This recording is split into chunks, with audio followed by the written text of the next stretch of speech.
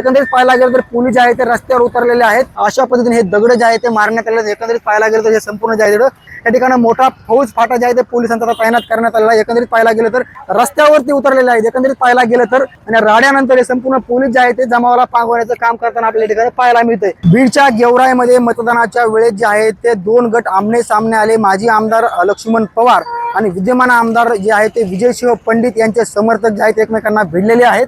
अशा पद्धतीने या ठिकाणी दगडफेक झालेला आहे। एकंदरीत पाहू शकतोय अशा पद्धतीने हे दगड जे आहे ते मारण्यात आले आहेत। एकंदरीत पाहायला गेलं तर हे संपूर्ण जे आहे काचा पडलेला आहे। हा संपूर्ण प्रकार जे आहे ते माजी आमदार लक्ष्मण पवार यांच्या घरासमोर झालेला आहे। एकंदरीत पाहायला गेलं तर या ठिकाणी बघू शकतो अशा ज्या गाडीच्या काचा ज्या आहेत ते या ठिकाणी पडलेल्या आहेत। आणि संपूर्ण प्रकार गेवराईमध्ये घडलेला आहे।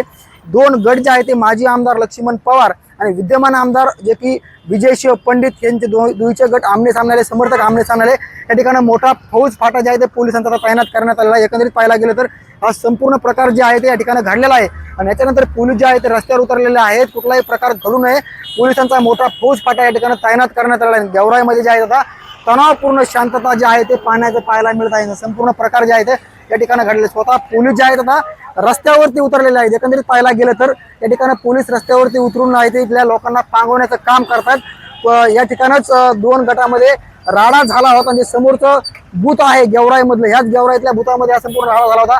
एकंदरीत पाहायला गेलं तर पोलीस जे आहे ते रस्त्यावर उतरलेले आहेत आणि पोलिसांकडून आता मोहीम करण्यात येत आहे। एकंदरीत पाहायला गेलं तर या ठिकाणी संपूर्ण राडा झाला आणि याच्यानंतर गेवराईमध्ये हा संपूर्ण प्रकार घडल्यानंतर पोलीस स्वतः आता रस्त्यावर उतरून जे आहे ते ऍक्शन घेताना पाहायला मिळतात।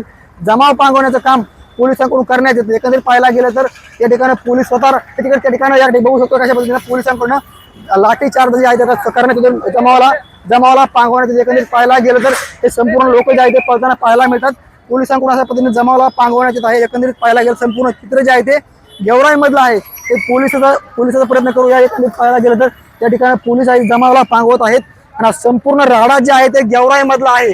आणि पोलिसांकडनं आता या ठिकाणी जे मतदान केंद्राच्या परिसरामध्ये जे टवाळखोर उभा राहिलेले जे काही बिनकामी लोक उभा राहिले त्यांना पांगवण्याचं काम पोलीस या ठिकाणी करतात। हा संपूर्ण प्रकार जे आहे ते गेवराईमधला आहे। ज्यावेळेस राडा झाला आणि राड्यानंतर हे संपूर्ण पोलीस जे आहे ते जमावाला पांगवण्याचं काम करताना आपल्या ठिकाणी पाहायला मिळतंय।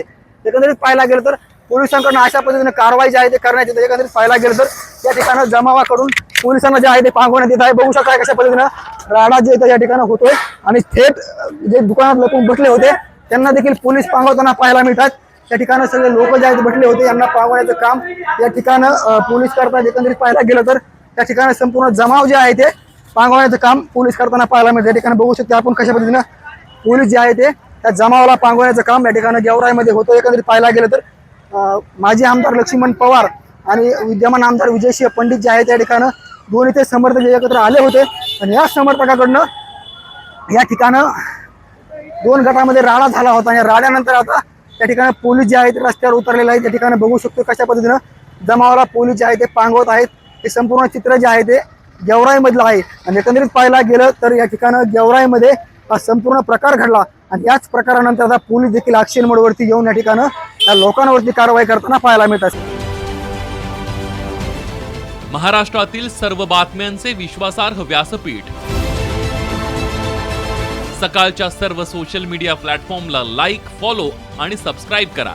तसंच सर्व नोटिफिकेशनसाठी बेल आयकॉन प्रेस करायला विसरू नका।